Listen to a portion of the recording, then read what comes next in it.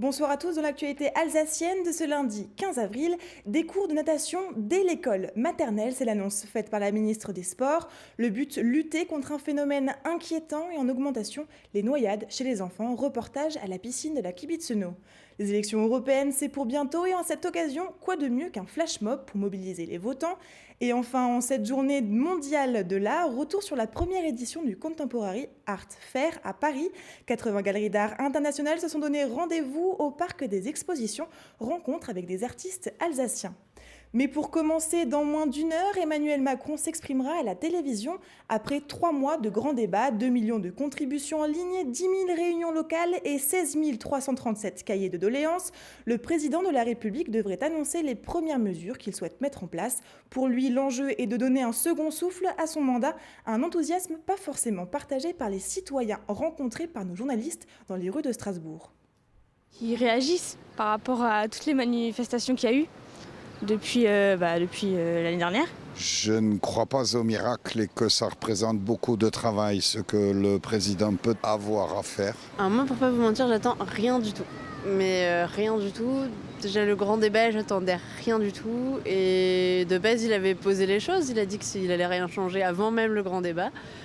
Donc je pense que sur ce point-là, il n'a pas menti. Je pense que, étant donné la situation actuelle du pays, il ne va pas pouvoir mettre en place des mesures fortes pour, par exemple, faire cesser le mouvement des Gilets jaunes.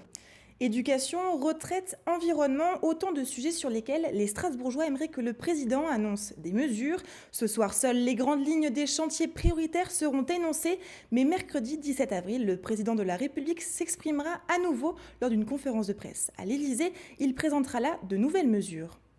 Éviter 330 noyades d'enfants par an, voilà l'objectif de la ministre des Sports. L'ancienne championne de natation, Roxana Maracineanu, souhaite mettre en place un plan intitulé Aisance aquatique. L'objectif est de familiariser les écoliers avec l'eau, et cela dès la maternelle. À la piscine de la Kibitzeno, apprendre à nager est déjà possible dès l'âge de 4 ans. Reportage Entre les gouttes, Fanny Kunz.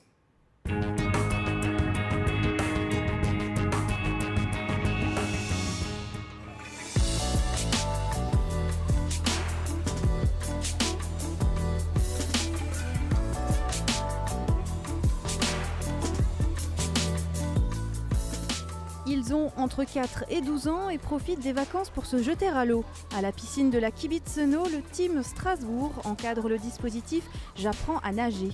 Alors que le gouvernement déploie un plan d'action afin de réduire les noyades accidentelles chez les moins de 6 ans, ici, on enseigne la natation aux enfants dès l'âge de 4 ans. Les enfants, ils sont tous différents et ça dépend des capacités de chacun. Mais quand même, il y a des enfants à 4 ans qui sont capables d'apprendre vraiment à nager. Dans les espaces qui n'ont pas de pied, ils arrivent à nager sur le dos et sur le ventre. Mais on va dire plutôt flotter et bien débrouiller dans l'eau et respirer, lever la tête, de nouveau mettre la tête dans l'eau et continuer de nager. Au moins 70-80% des enfants, après 10 séances, ils arrivent à nager vraiment. Le plan Aisance aquatique lancé par la ministre des Sports Roxana Maracineanu comprend 2 parties. À l'image des classes vertes, des classes de piscine devraient être déployées dès la maternelle, avec 2 séances d'apprentissage quotidiennes durant une semaine. Dans un deuxième temps, ce sont les parents qui seront mis à contribution. Des vidéos d'apprentissage seront mises en ligne afin que les parents accompagnent plus facilement leur enfant vers le monde aquatique. Pour Olga, c'est une bonne chose, mais rien ne remplace le moniteur de natation. Pour moi, c'est toujours mieux pratiquer avec une personne qui est formée pour faire ça. Mais par exemple, apprendre à nager avec un parent ou avec un entraîneur, avec un moniteur, pour moi, avec un moniteur, c'est toujours mieux. Parce que nous, on a beaucoup plus des expériences, on a vécu plus des situations en plus. Mais chaque parent, il suit tous les caprices de ses enfants. Il faut quand même être un tout petit peu strict pour apprendre des choses. Lancé dans 2 écoles parisiennes dès aujourd'hui, le plan Aisance aquatique devrait s'étendre au reste de la France à partir de la rentrée scolaire 2019. J-41 avant les élections européennes. Alors si la campagne politique n'est pas encore lancée, diverses animations sont déjà organisées par des associations et cela pour mobiliser l'opinion publique. Et pour lancer les festivités, un flash mob était organisé devant le Parlement européen. Dress code à respecter, ballon jaune et tenue bleue. Adeline Piron et Anna Britz.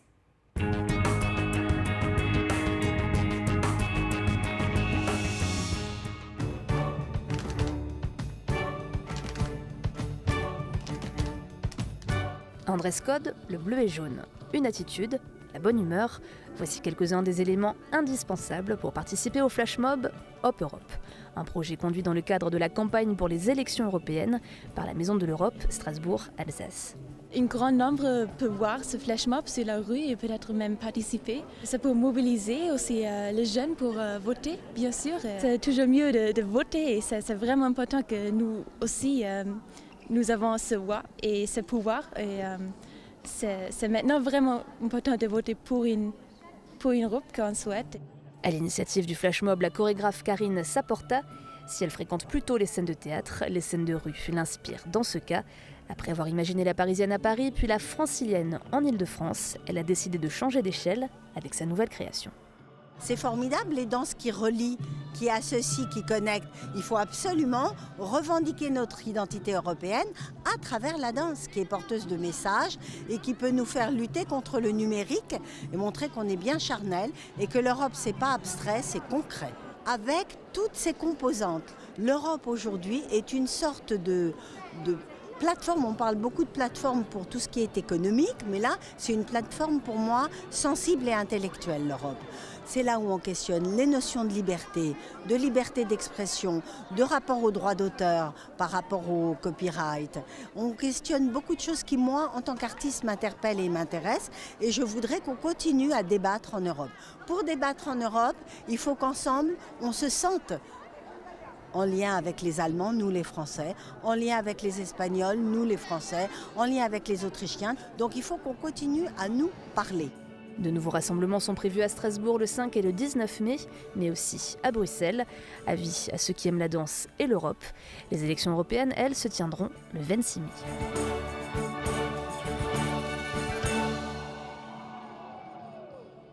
Hier, c'était jour de course à l'hippodrome de Heurt. Une centaine de chevaux et autant de jockeys se sont affrontés pour les 8 prix proposés. Dans la 5e course, 15 trotteurs ont concouru pour remporter le prix national Alsace 20. Et pour gagner, il fallait jouer le 7. Il s'agissait de Earl Chick. Cela fait 2 ans que votre télévision régionale parraine un prix à l'hippodrome de Heurt. Plus d'explications avec Adrien Laby. Et cette fois-ci, le départ est validé pour cette 5e course du jour, le prix Alsace 20. Les courses hippiques, c'est important. Les courses hippiques, d'abord, c'était une course nationale qu'on a sponsorisée aujourd'hui. Et puis, je pense que le monde hippique, le monde du cheval, touche énormément de gens. J'ai quelques chiffres, 6500 emplois directs et indirects, plus de 10 000 chevaux dans notre région, donc le cheval c'est quelque chose qui compte et je pense qu'Alsace 20 se doit d'être là où se trouvent les gens le dimanche. Voilà, et aujourd'hui il y a plein de gens ici à l'hippodrome et c'est super sympa. Ça nous permet de faire découvrir le monde des courses à l'ensemble du public alsacien. Alors c'est aujourd'hui une course nationale qui se déroule de très très belle manière. On aurait aimé un peu plus de soleil, mais l'essentiel c'est que les courses soient belles et qu'on ait des très beaux vainqueurs. Allez, on fait la photo avec toute l'équipe d'Alsace 20. Direction Paris, tout le week-end se tenait la première édition française du Contemporary Art Fair. Rendre l'art accessible, voilà le dessein du salon. Et pour ce faire, 80 galeries d'art internationales se sont donné rendez-vous au Parc des Expositions. Parmi elles, des artistes alsaciens. Nora Boiriwa les a rencontrés.